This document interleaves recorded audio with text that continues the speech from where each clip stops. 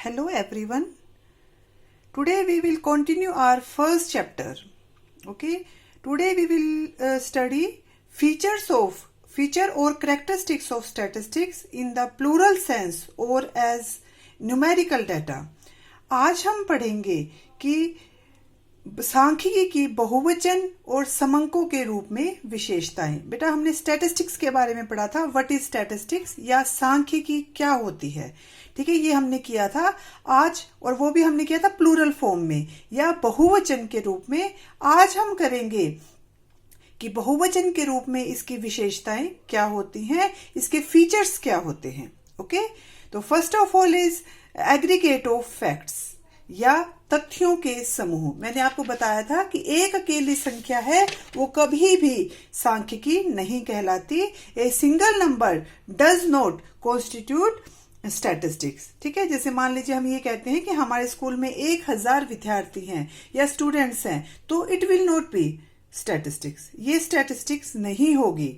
ठीक है, अगर हम ये कहते हैं कि हमारे स्कूल में आर्ट्स में 300 विद्यार्थी हैं, कॉमर्स में 400 विद्यार्थी हैं, साइंस में है वो 500 विद्यार्थी हैं, तो इसको हम सांख्यिकी या स्टैटिस्टिक्स कहेंगे, क्योंकि हम इसमें कंपैरिजन कर सकते हैं। कंपैरिजन करके हम ये कह सकते हैं कि हमारे स्कूल में जो साइंस है उसमें विद्यार्थियों की संख्या अधिक है। तो एक single number does not constitute statistics, एक अकेली संख्या है वो कभी भी सांख्यिकी नहीं होती। मैंने आपको बताया था कि जब हम कंपैरिजन कर सकते हैं जिसमें हम, ठीक है, और जो संख्याओं के रूप में होती है, न्यूमेरिकली एक्सप्रेस्ड होती है, उसी को ही हम सांख्यिकी कहते हैं। Second point is numerically expressed या संख्याओं में व्यक्त। सांख्यिकी को संख्या के रूप में व्यक्त किया जाता है। हमेशा जो सांख्यिकी होती है या स्टैटिस्टिक्स होता है वो संख्याओं में व्यक्त होता है। ठीक है, जैसे Ram is tall, Mohan is short. ठीक है, इट इज नॉट स्टैटिस्टिक्स, ये कोई स्टैटिस्टिक्स नहीं है। राम लंबा है, मोहन छोटा है, नहीं। अगर हम ये कहते हैं कि जो राम की हाइट है वो 6 फीट है और मोहन की हाइट है वो 5'4" है, ठीक है, तो हम ये कह सकते हैं कि ये सांख्यिकी है। हम इसमें कंपैरिजन कर सकते हैं, छोटा बड़ा, अमीर गरीब। ठीक है, ये सांख्यिकी नहीं होती। And the third point is affected by multiplicity of causes. अनेक कारणों से प्रभावित होती है। हमारी जो सांख्यिकी होती है या जो हम सूचनाएं इकट्ठी करते हैं वो एक से एक कारण से प्रभावित नहीं होता, उसको प्रभावित करने वाले बहुत सारे रीजंस होते हैं। अनेक कारणों से प्रभावित होती है, बहुत सारे रीजंस हो सकते हैं उसके, जैसे increase in demand, shortage of power, rise in wages, rise in taxes. जैसे हमारे देश में बहुत सारी समस्याएं हैं, बेरोजगारी की समस्या है, गरीबी की समस्या है, इसके पीछे एक रीजन नहीं है, बहुत सारे रीजन होते हैं।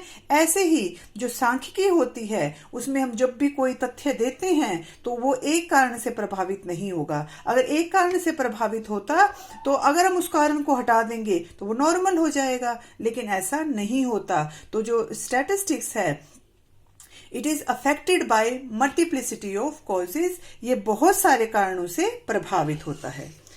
Fourth point is reasonable accuracy या उचित मात्रा में शुद्धता। सांख्यिकी को एकत्रित करते समय शुद्धता के एक उचित स्तर को हमें ध्यान में रखना चाहिए। ठीक है, उसका उद्देश्य है, उसमें वो एक्यूरेट होना चाहिए, उसका नेचर है, ठीक है, या साइज है उसका, वो एक्यूरेट होना चाहिए, या उसके जो उपलब्ध साधन हैं वो सारी चीजें हैं, ये एक्यूरेट होना चाहिए। It's nature, size and available resources should be accurate. तभी हमें जो सूचनाएं मिली हैं उससे हम जो निष्कर्ष निकालेंगे वो सभी एक्यूरेट होगा। अगर हमारा पर्पस है या हमारा मोटिव है वही एक्यूरेट नहीं होगा तो हमारा जो कंक्लूजन है वो भी इनकरेक्ट हो जाएगा, वो भी एक्यूरेट नहीं होगा। Fifth point is placed in relation to each other. ठीक है, या एक दूसरे से संबंधित रूप में होना चाहिए।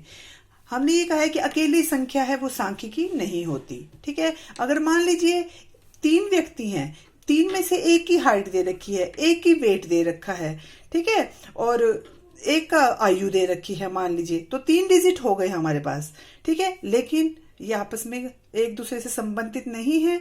ठीक है ना, it is not in relation to each other, तो इसको भी हम सांख्यिकी नहीं कहेंगे। सांख्यिकी है वो एक दूसरे से संबंधित होने चाहिए, ठीक है, और एक से अधिक होने चाहिए, ताकि हम उसमें कंपैरिजन कर सके, तो हम उसी को ही सांख्यिकी कहेंगे। यदि मान लीजिए राम की आयु है वो 40 ईयर्स है, मोहन की हाइट है वो 5 फीट है, और जो सोहन है उसका वेट है वो 60 kg है, तो क्या ये सांख्यिकी कहलाएगी?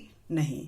क्यों? क्योंकि हम इसमें कंपैरिजन नहीं कर सकते, ठीक है, कंपैरिजन नहीं कर सकते, तो ये हम सांख्यिकी इसको नहीं कहेंगे, चाहे इसमें जैसे ग्रुप ऑफ डिजिट्स है, ठीक है, लेकिन फिर भी ये सांख्यिकी नहीं कहलाएगी।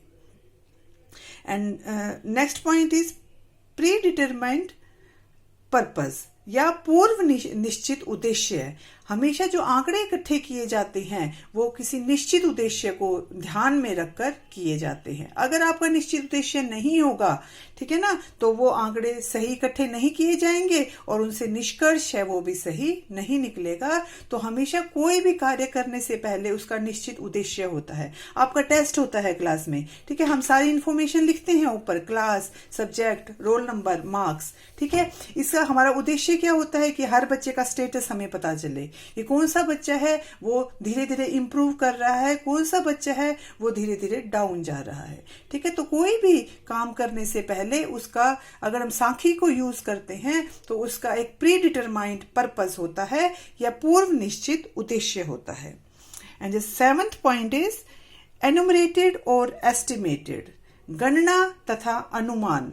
कई बार क्या होता है कि हम कुछ संख्या इतनी ज्यादा होती है कि हमें अनुमान लगाना पड़ जाता है, ठीक है। जैसे मान लो पॉपुलेशन है इंडिया की, हम कहते हैं 130 करोड़ है या 135 करोड़ है, तो एग्जैक्ट 135 नहीं है, उससे थोड़ी सी कम भी हो सकती है, ज्यादा भी हो सकती है। जैसे हम मान लीजिए ये कहते हैं कि प्रधानमंत्री ने भाषण दिया दिल्ली में, ठीक है, वहां पर 1 लाख लोग आए हुए थे, तो ऐसा नहीं है कि बिल्कुल एक्यूरेट 1 लाख आए थे, उसमें से कम या ज्यादा भी हो सकते हैं।